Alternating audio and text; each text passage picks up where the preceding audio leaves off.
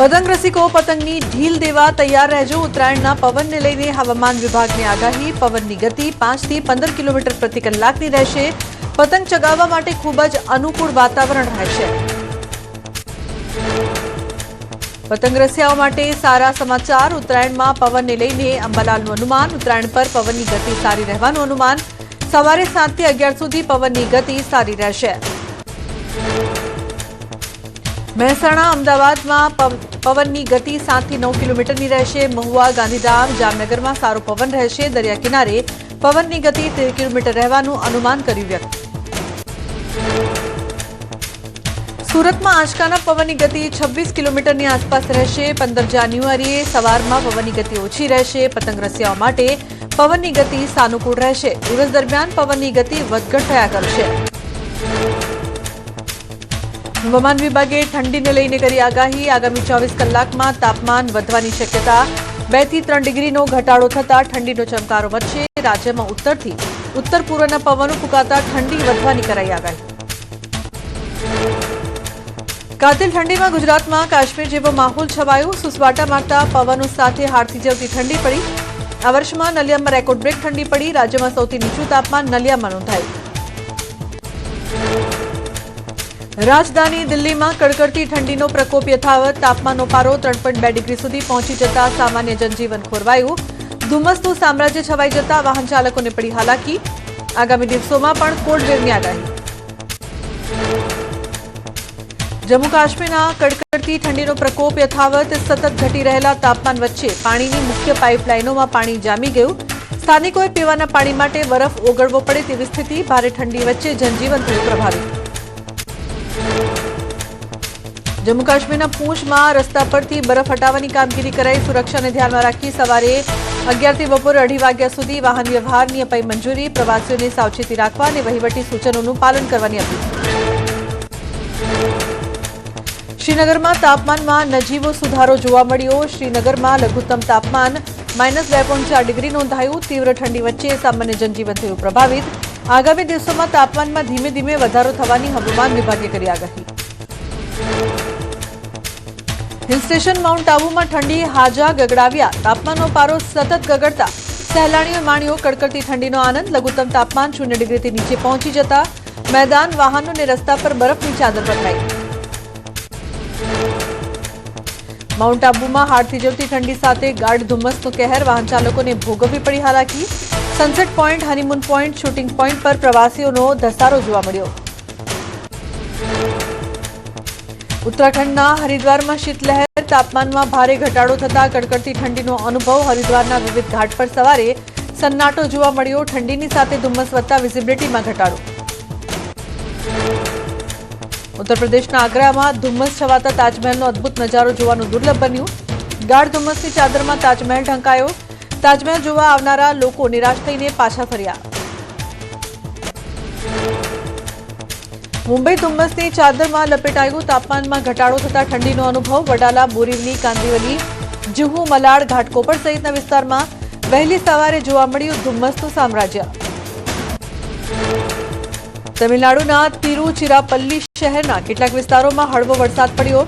વરસાદના કારણે વાતાવરણમાં ઠંડક પ્રસરી। આગામી 1-2 દિવસ હળવા વરસાદની હવામાન વિભાગની આગાહી। बीकानेरना काकड़ा गाममां आवेला एक मंदिरमां थई चोरी। समग्र घटना मंदिरमां लगाववामां आवेला सीसीटीवी केमेरामां कैद थई। पोलीसे घटना स्थळे पहोंची अजाण्या चोरोनी सीसीटीवी फूटेजना आधारे शोधखोळ शरू करी। मध्यप्रदेशना कोटवाली पोलीसे अरिहंत ज्वेलर्स लूंट केसमां मोटी सफलता हासिल करी। पोलीसे लूंटना 3 आरोपीनी धरपकड़ करी 13 लाखनो मुद्दामाल जप्त कर्यो। पोलीसे केस उकेलवा 260 थी वधु सीसीटीवी केमेरानी तपास करी। 180 थी वधु लोकोनी पूछपरछ करी। झारखंड में बोकारोना सिटी सेंटर सेक्टर 4 में स्थित तनिष्क शोरूम में 7 गुनेगारोए कर्यो लूंटनो प्रयास। कर्मचारीओनी सावचेतीना कारणे सिक्योरिटी अलार्म वगाड़ता लूंटनो प्रयास निष्फळ रह्यो। घटना सीसीटीवी में कैद थी। सूरत डिंडोली पोलीस मथक बहार मारामारीनो मामलो। डिंडोली पोलीसे मारामारी करनार बंने पक्षों सामे कार्यवाही करी। एक पक्षना 3 અને બીજા પક્ષના 2 સહિત 5 આરોપીઓની ધરપકડ। जामनगर में स्टंटबाजों सामे पोलीसनी लाल आंख। નાગનાથ ગેટ વિસ્તારમાં વાયરલ થયેલા સ્ટંટના વીડિયોને લઈને કાર્યવાહી. જાહેર રસ્તા પર ટ્રાફિક વચ્ચે સ્ટંટ કરનાર 2 યુવકોની ધરપકડ કરી કાયદાનું ભાન કરાવાયું. રાજકોટ શહેરમાં રોગચાળો વકર્યો. છેલ્લા એક સપ્તાહમાં શરદી ઉધરસના 1083 કેસ નોંધાયા. સામાન્ય તાવના 725 કેસ નોંધાયા. છેલ્લા 12 દિવસમાં ટાઇફોઇડનો 1 કેસ નોંધાયો, જ્યારે કમળાના 4 કેસ નોંધાયા. રોગચાળો વધતા સુરત મહાનગરપાલિકા આરોગ્ય બાબતે સતર્ક થઈ. કુલ 74 સંસ્થાઓ પર આકસ્મિક તપાસ કરી. ગંદકી મળતા 6 દુકાનને સીલ કરી, 10 દુકાનને નોટિસ ફટકારાઈ. અઠવા, રાંદેર અને પાંડેસરામાં સડેલા બટાકા અને પાણીપુરીનો નાશ કર્યો. ગાંધીનગરમાં મહાત્મા મંદિરમાં પીએમ મોદી અને જર્મન ચાન્સેલર ફ્રેડરિક મર્ઝ વચ્ચે દ્વિપક્ષીય બેઠક મળી. બેઠકમાં વેપાર અને રોકાણ મુદ્દે ચર્ચા કરાઈ. ભારત જર્મનીની વ્યૂહાત્મક ભાગીદારીના 25 વર્ષ પૂર્ણ. પીએમ મોદી અને જર્મન ચાન્સેલર મર્ઝનું સંયુક્ત સંબોધન. પીએમ મોદીએ કહ્યું, જર્મની સાથે સંબંધ મજબૂત બનાવવા ભારત પ્રતિબદ્ધ. Green energy mega project game changer બનશે. રક્ષા ક્ષેત્રે વધતો સહયોગ બન્યો વિશ્વાસનું પ્રતીક. ભારતીય નાગરિકો માટે જર્મની તરફથી વિઝા ફ્રી ટ્રાન્ઝિટ સુવિધા બદલ પીએમએ માન્યો આભાર. જર્મન યુનિવર્સિટીઓને ભારતમાં રોકાણ કરવા આપ્યો આમંત્રણ. આતંકવાદને ગંભીર ખતરો ગણાવી આતંકવાદ વિરુદ્ધ લડાઈ ચાલુ રાખવાની કરી વાત. અમદાવાદમાં પીએમ મોદીના હસ્તે ઇન્ટરનેશનલ કાઇટ ફેસ્ટિવલનો શુભારંભ. આ પ્રસંગે મુખ્ય અતિથિ તરીકે જર્મન ચાન્સેલર ફ્રેડરિક મર્ઝ ઉપસ્થિત રહ્યા. પીએમ મોદી અને મર્ઝે પતંગ ચગાવવાનો આનંદ માણ્યો. બંને દિગ્ગજોએ ખુલ્લી જીપમાં આંતરરાષ્ટ્રીય પતંગ મહોત્સવ નિહાળ્યો. ફેસ્ટિવલમાં 50થી વધુ દેશોના 150થી વધુ પતંગબાજોએ લીધો ભાગ. કાઇટ ફેસ્ટિવલમાં હેરિટેજ હવેલી અને પોળ સંસ્કૃતિનું પ્રદર્શન બન્યું આકર્ષણનું કેન્દ્ર. રાજકોટમાં કચ્છ અને સૌરાષ્ટ્ર રિજનલ વાઇબ્રન્ટ સમિટનો અંતિમ દિવસ. કેન્દ્રીય મંત્રી પિયુષ ગોયલ, કેબિનેટ મંત્રી ઋષિકેશ પટેલ, જીતુ વાઘાણી, કૌશિક વેકરિયા રહ્યા ઉપસ્થિત. પીએમ સૂર્યઘર બિજલી યોજનાના લાભાર્થીઓને સન્માનિત કરાયા. સમિટ અંગે કેન્દ્રીય મંત્રી પિયુષ ગોયલનું નિવેદન. કહ્યું, 24 કલાક વીજળી કઈ રીતે મળી શકાય તેનું ઉત્તમ ઉદાહરણ ગુજરાતે પૂરું પાડ્યું. ગુજરાતને ભારતનું ગ્રોથ એન્જિન ગણાવી કહ્યું, જેમ જેમ ગુજરાતનો વિકાસ થશે તેમ ભારતનો વિકાસ થશે. આણંદના ચાંગા ગામમાં આવેલી ચારુસેટ યુનિવર્સિટીમાં આવતીકાલે યોજાશે 15મો પદવીદાન સમારોહ. ગૃહમંત્રી અમિત શાહ કાર્યક્રમમાં હાજર રહેશે. ગૃહમંત્રી વિદ્યાર્થીને વિવિધ એવોર્ડ અને સર્ટિફિકેટ એનાયત કરશે. સોના ચાંદીના ભાવમાં મોટો ઉછાળો નોંધાયો. 1 કિલો ચાંદીનો ભાવ 2,65,000 પાર પહોંચ્યો, જ્યારે 10 ગ્રામ સોનાનો ભાવ 1,44,500 થયો. રાણાવાવ કુતિયાણાના ધારાસભ્ય કાંધલ જાડેજાની રજૂઆતને ધ્યાને લઈને ડેમમાંથી પાણી છોડાયું. જૂનાગઢ જિલ્લામાં આવેલ બાંટવા ખારો ડેમમાંથી સિંચાઈ માટે પાણી છોડાયું. કુતિયાણા તાલુકાના 5થી વધુ ગામના ખેડૂતોને મળશે સિંચાઈનો લાભ. અમદાવાદના રામોલ હાથીજણ વોર્ડમાં ગંદકીનું સામ્રાજ્ય. શાહે આલમ રેસીડેન્સીથી રામોલ ગામ, જનતાનગર અને રિંગ રોડ સુધી ગટરનું ગંદુ પાણી ફરી વળતા લોકોને હાલાકી. ભર શિયાળે પૂરના દ્રશ્યો સર્જાયા. ગટરના પાણીના કારણે રોગચાળો ફેલાવાનો ભય. હિંમતનગરમાં નાગરિક સહકારી બેંકની ચૂંટણીના પરિણામો જાહેર. પરિવર્તન પેનલ સહિત અનેક જાણીતા ચહેરાનો પરાજય નોંધાયો.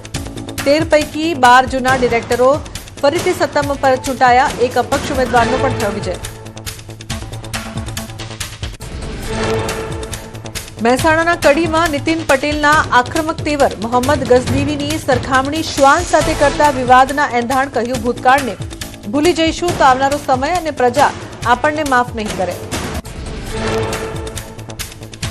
મોરબીમાં આપની સભામાં થયો હોબાળો. આપના હોદ્દેદારોને સભામાં જતા અટકાવ્યા. સમર્થકોએ આપના ખેસ રોડ પર ફેંક્યા. ગોપાલ ઇટાલિયા, ઈસુદાન ગઢવી સહિતના હોદ્દેદારો સભામાં હાજર. હિતુભા રાઠોડ નામના આપના સહપ્રભારીના હોદ્દો ધરાવતા વ્યક્તિને સભામાં જતા અટકાવાયા. ગોપાલ ઇટાલિયાએ અગાઉની સભામાં પોલીસને ટોમી કહીને સંબોધન કરતા વિરોધ વ્યક્ત કર્યો. સમર્થકો સાથે રાજીનામું આપવા આવનાર આગેવાનની અટકાયત કરાઈ. છોટાઉદેપુરમાં જિલ્લા પંચાયત અને તાલુકા પંચાયતની ચૂંટણી પહેલા રાજકારણ ગરમાયું. નસવાડીના ડુંગર વિસ્તારમાં hydro project GMDC rare earth મુદ્દે વિવાદ સર્જાયો. તમામ પક્ષો વચ્ચે આરોપ પ્રત્યારોપ. શાસક પક્ષે પ્રોજેક્ટ ન આવવાનો દાવો કર્યો. કોંગ્રેસના પૂર્વ વિપક્ષ નેતા સુખરામ રાઠવાએ હાઇડ્રો પ્રોજેક્ટ કેન્દ્ર સરકારનો વિષય હોવાનું કહી ગુજરાત સરકાર દ્વારા પ્રોજેક્ટ બંધ કર્યાનો દાવાને ખોટો ગણાવ્યો. સરકાર પાસે પરિપત્ર રજૂ કરવાની માંગ. સુરતમાં નવાગામ ડિંડોલી વિસ્તારમાં ક્રિકેટ મેચ બાદ હાર્ટ એટેક આવતા યુવકનું મોત થયું. મૃતક બેંકમાં ક્લાર્ક તરીકે કરતા હતા નોકરી.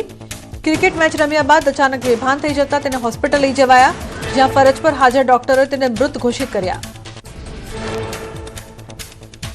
ભરૂચમાં ધાર્મિક વિધિના નામે યુવક સાથે લાખોની છેતરપિંડી કરનાર ભેજાબાજ પિતા પુત્રની ધરપકડ. લક્ષ્મી માતાની કૃપા પાવાની લાલચ આપી અનેક લોકોને ફસાવ્યા. પોલીસે છેતરપિંડી કરનાર ભેજાબાજ પિતા પુત્રની ધરપકડ કરી વધુ તપાસ હાથ ધરી. જૂનાગઢની જેલમાંથી 2 સિમ કાર્ડ મળ્યા. ઝડપી સ્ક્વોડના ચેકિંગમાં કાગળમાં છુપાવી રાખેલા 2 સિમ કાર્ડ મળી આવ્યા. સમગ્ર મામલે અજાણ્યા કેદી સામે ફરિયાદ નોંધીને હાથ ધરાઈ તપાસ.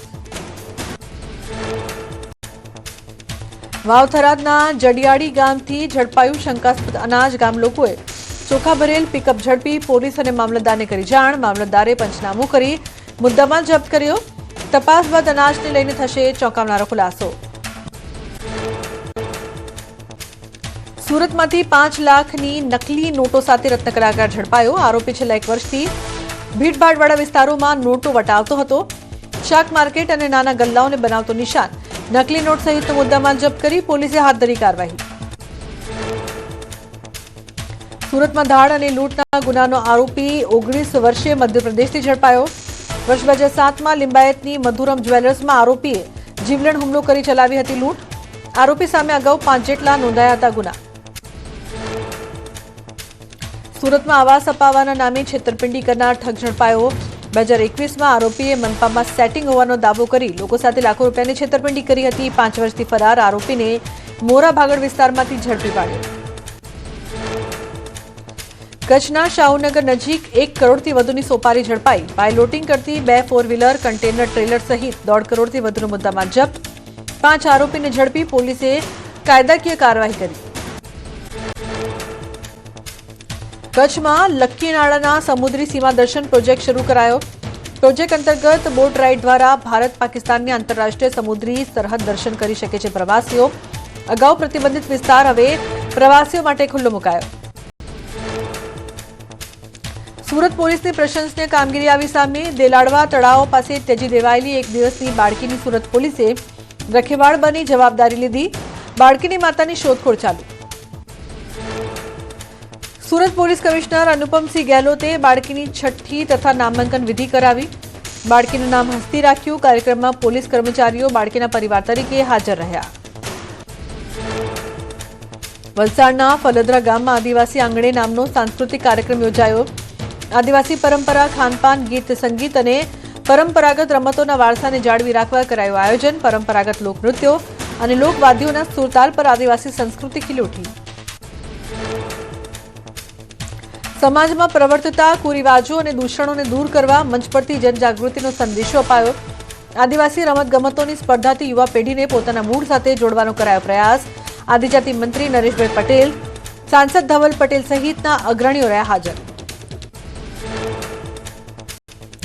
સુરતની રબર ગર્લ તરીકે જાણીતી દિવ્યાંગ દીકરી અન્વી ઝાંઝરુકિયાને મળ્યું રાષ્ટ્રપતિના કાર્યક્રમનું આમંત્રણ. 26 જાન્યુઆરીએ રાષ્ટ્રપતિ દ્રૌપદી મુર્મુના એટ હોમ કાર્યક્રમમાં ડિનર માટે મળ્યું આમંત્રણ. અન્વીએ રાષ્ટ્રપતિના કાર્યક્રમમાં આમંત્રણ મળતા પરિવારમાં ખુશીનો માહોલ.